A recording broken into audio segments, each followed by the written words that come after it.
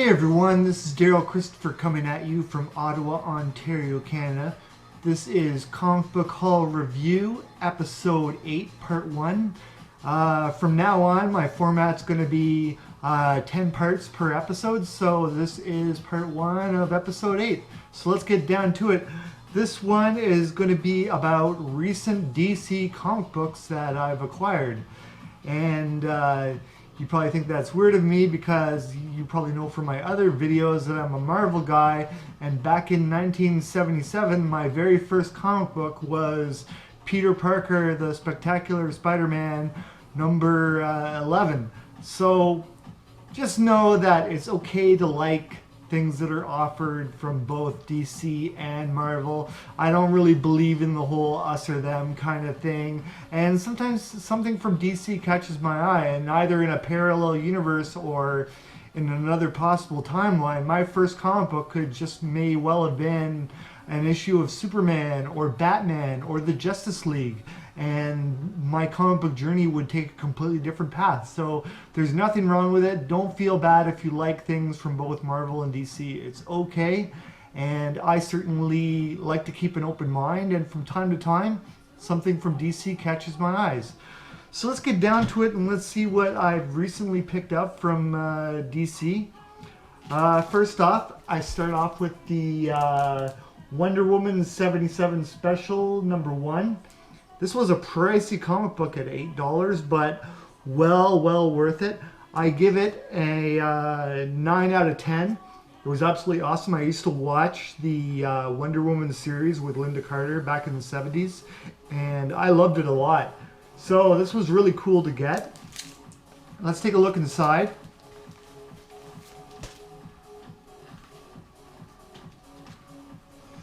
As you can see, we have great art. And there's a storyline in here that goes between having the 1970s disco era elements along with espionage that was well known throughout the television series. I think it's great when comic books allow old television, classic television series to live on, and the episodes that could have been made get played out in comic book form, so that's absolutely great.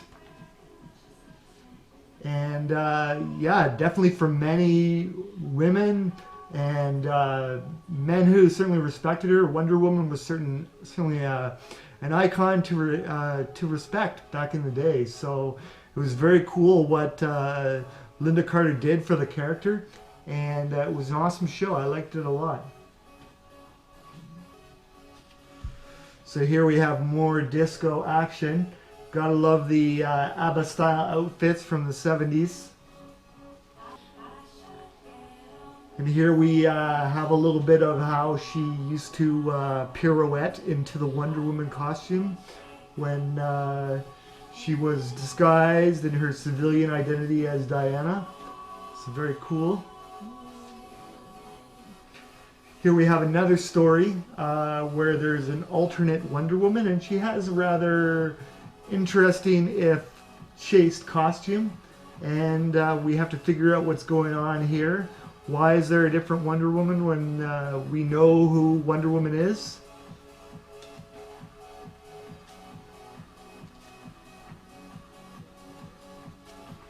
And spoilers, if you don't want to know what happens, then don't watch this video, but if you do want to know and you're okay with that, then watch away and enjoy. Just letting you know. And as you can see here, we have a fight between the Wonder Woman taking it out on one another. It's a pretty intense fight. And then we find out that what was happening was actually all in the mind. This was a scenario set up by none other than Dr. Psycho.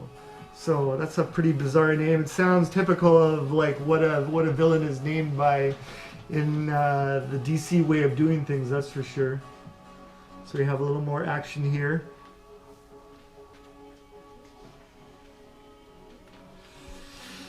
And here we have the defeat of Dr. Psycho after a little bit of battle. And at the end, Wonder Woman, aka Diana, relaxes to a nice bubble bath. So how about that? Another great touch. Here we have a great photo of Linda Carter in her prime as Wonder Woman. Very cool stuff. And we also have a great article at the end of the issue detailing a little bit of the backstory and history of the 1970s Wonder Woman series. So if you're interested in that, it's very cool that they had that as part of the issue. I've liked Wonder Woman a lot. Like, aside from Supergirl, she's probably like my favorite female DC character.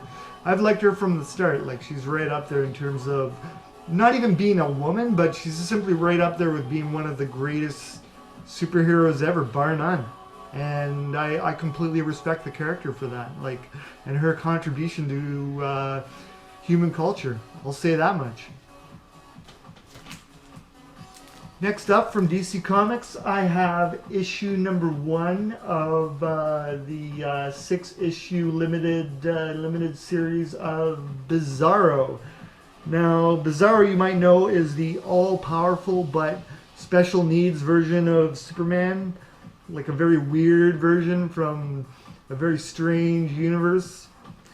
And in this issue, I only collected the first one. It didn't really connect with me so much. But in this issue, we have a little bit of a team-up and road trip between Bizarro and Jimmy Olsen. And here you can see it's not going well for their road trip. They have a little bit of car trouble. Car's crashed up into the tree.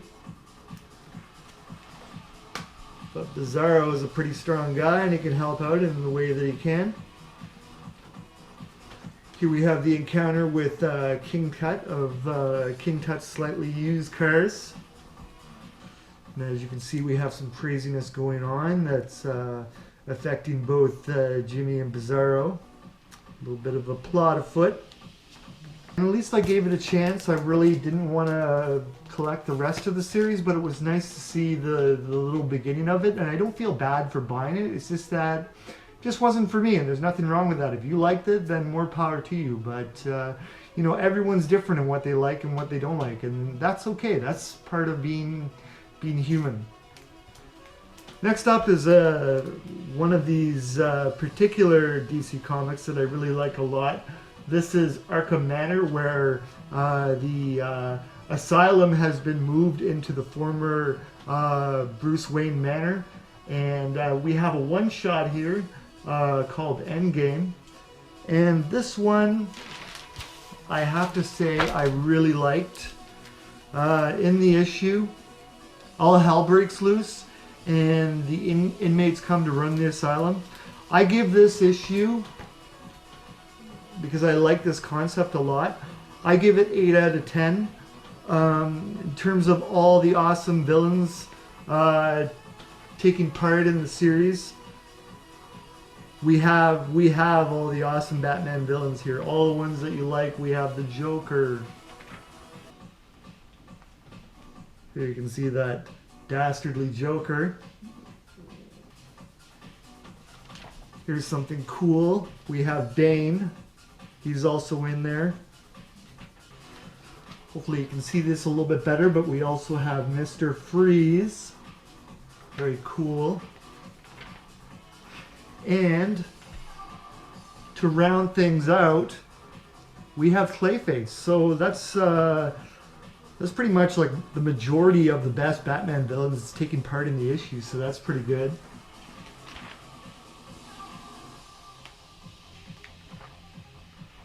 And at the end of the issue, it ends up with a locked up Jeremiah Arkham. So very cool stuff here, 8 out of 10. I really like any of the comics that dealt with the Arkham Manor storyline. I thought it was really cool. Sometimes, like, the things that that DC really excels at is stories that deal with psychological factors, or such as sanity and insanity, criminal behavior, the black market and drugs, like all these big kind of concepts that end up in Batman, and what makes the Batman comic book so great. So I really like this one. 8 out of 10. If you like Batman and you like, you know, stories about that are a little bit out of the box when it comes to Batman, then I highly recommend this. I think you'll like it a lot. Especially if you're not so much into DC. Next up we have Injustice Gods Among Us Year 3, number 12. Now this accidentally ended up in my sub at my local comic book shop, but I didn't say no to it. I kept an open mind and I bought it and took it home and read it. And I was fine with that. Like, basically, I know a little bit about it because I have the Injustice video game for the PS4. And I think this is where DC really shines, is in their epic superhero storylines. So as you can see, we have some great art here. Nice to see Constantine taking part along with the heroes. We have Dr. Fate. All the other good ones. And these like sort of to save existence struggles are really inspiring in terms of my own creative writing, so I really like them a lot, and I think that DC does a good job with it. Now, coming up in my later videos, I'll be doing a review of Convergence, and that's, you know, the same kind of deal here where it's like everything that matters is on the line kind of thing. So that's kind of like a real cool picture here, this vortex between realities.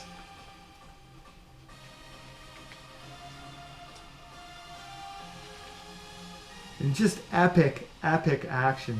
DC really does a good job with this. So probably overall for this issue and this this storyline,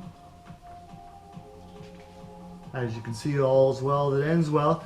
I give it a 7.5 out of 10. So just for having a little taste of it, I certainly wasn't disappointed. Now, here we go. We have a series that I've been collecting from the start. I've gone and collected every issue that came along. Here we have Infinite Crisis number 10. And this one I give about a 7 out of 10 in terms of the series. It wasn't perfect, but it wasn't like a regret that I should never have read it or got into it. I'm really happy that I did get into it, and I'll leave it at that. Like, you know, keep in mind I am a Marvel guy, and a lot of this DC stuff is really hard for me to connect to. Like, most of my knowledge of the DC universe has come from their, you know, advantage and superiority when it comes to their animated movies. I mean, their animated movies never disappoint, and they've taught me so much about the DC universe. So, you know, I'm doing my best to keep an open mind. So, you know, you have to treat my opinions as they are and understand where I'm coming from. Now, in this issue here, we have I'll call him the Gaslight Lex Luthor. He's in a kind of steampunk kind of armor, and he's taking on the defenders of the multiverse. He's obviously not in control of himself, even though everyone thinks that he's like the bad Lex Luthor that everyone loves to hate.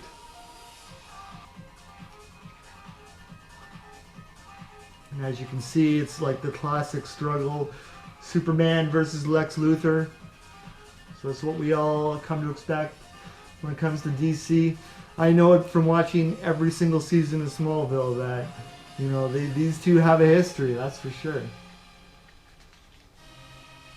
So, and as you can see, the helmet gets smashed and he's down for the count.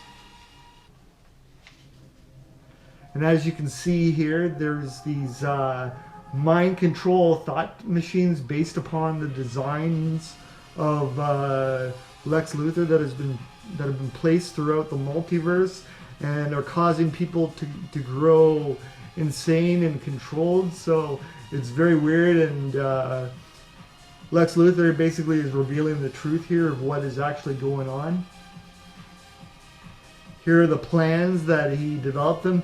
He had no idea that he even made these devices. It was all while he was unaware of what he was doing. So it was very interesting. Here you can see the device And there you have it for issue 10.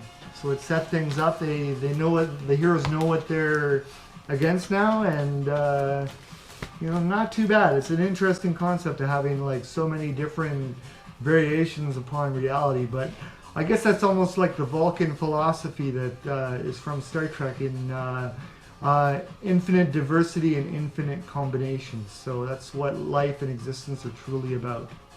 There is infinity amongst the infinite, I guess you could say. So we'll go to issue number 11 of Infinite Crisis. And as you know from the previous issue, the mission has been to deactivate or destroy the mind control devices. We have a little action here between the Batman and the Batman as rendered into a bat. So we have that going on.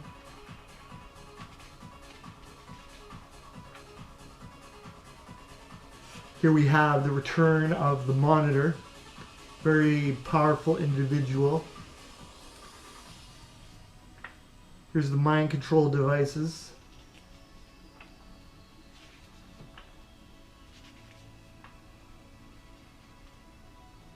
And here's where they get activated.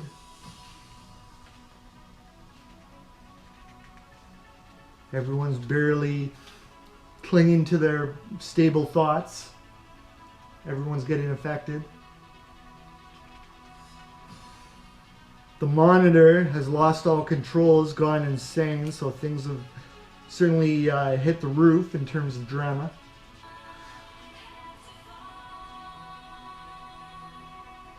Reality is burning here. Classic DC.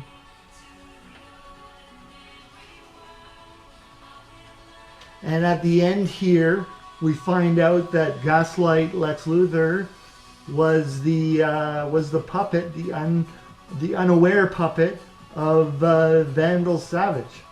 So he looks like a pretty twisted kind of guy. So very interesting.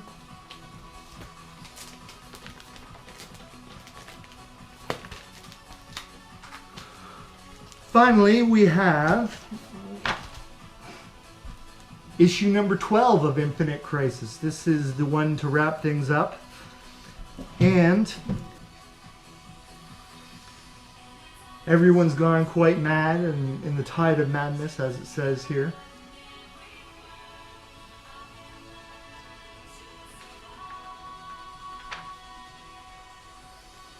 It's always interesting to see the variations on classic DC characters. We have Arcane Supergirl, Arcane Zod, Zatanna, The Flash, Arcane Zatanna. Very cool stuff here. Everybody should know their alternate universe selves, I think. Pretty cool stuff here.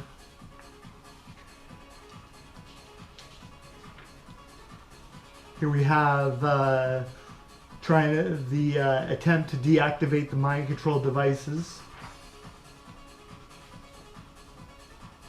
And then as you can see here that they were successful in disrupting a device, and the Monitor was able to regain his sanity. Very cool. Here we have some action between Vandal Savage and the heroes.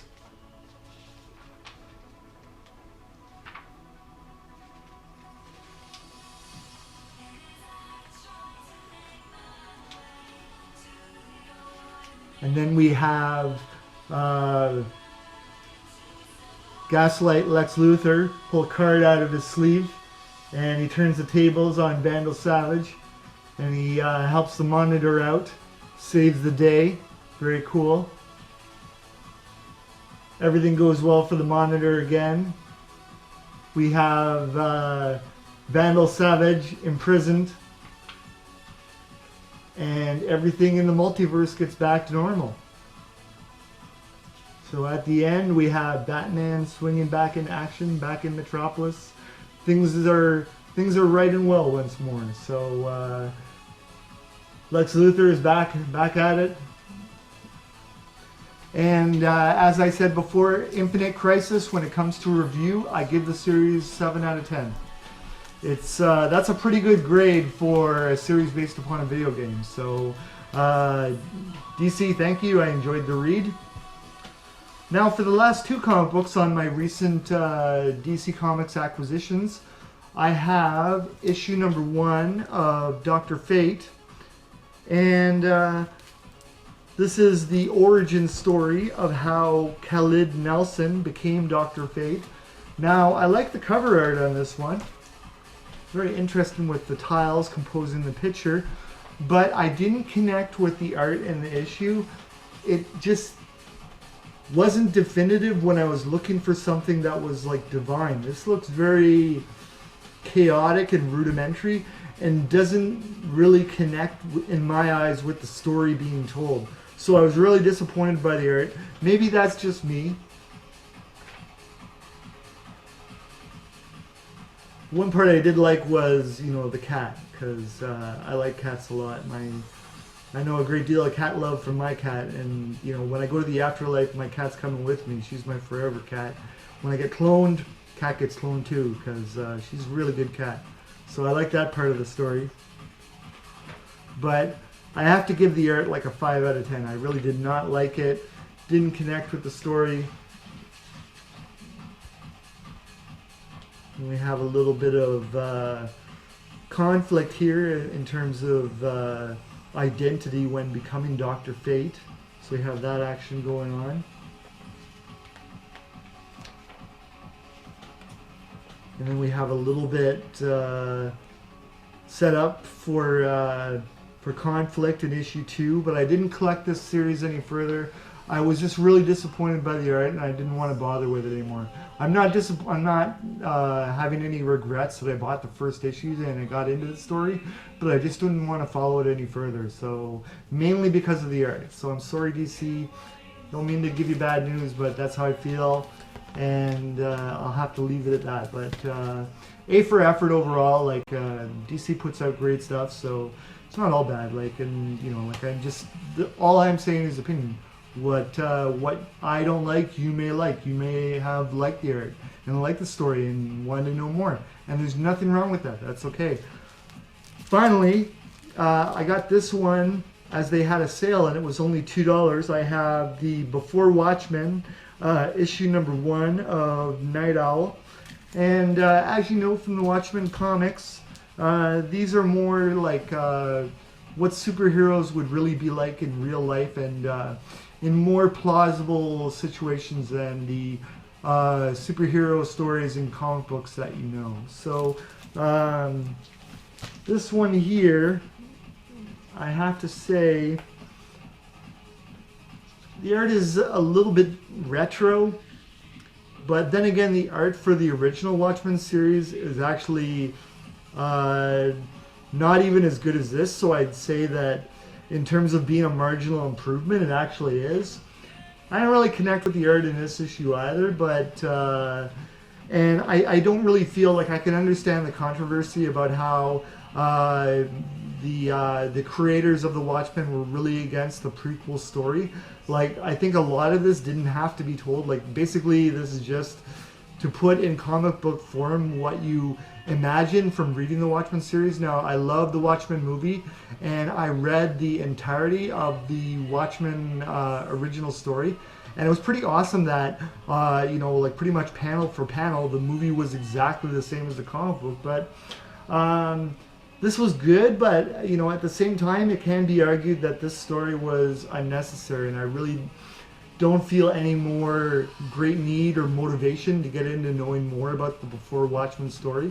If you're a fan of it, awesome, but for me, I was just happy in reading the original Watchmen story, and this for $2, I couldn't say no. But other than that, like, I leave it at that, and you know, it's all up to you and what you like. There's nothing wrong if you like it, and if you don't like it, there's nothing wrong with that either. But this is how I feel. It just didn't get me into more of the Before Watchmen, even though I think that J. Michael Straczynski is one of the most awesome creators ever to come and be a part of humanity. So I'll leave it at that. So yeah, that's what I've recently picked up when it comes to DC Comics.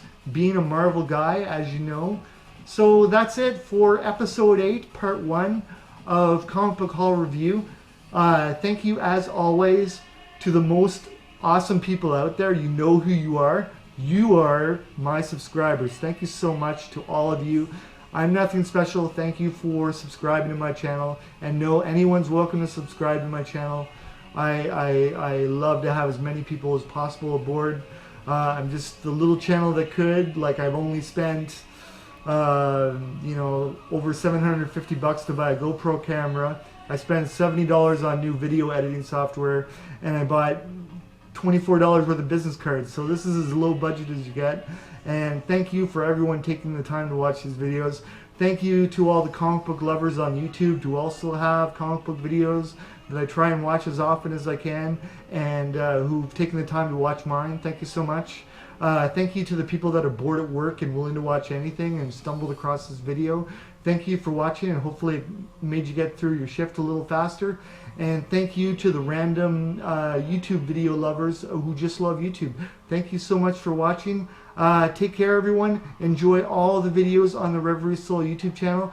Hopefully I have something here for everyone, and stay tuned for more videos on the Rivalry Soul channel. I'm your host, Daryl Christopher. Thank you for your time, everyone, and take care. Until next time, bye-bye.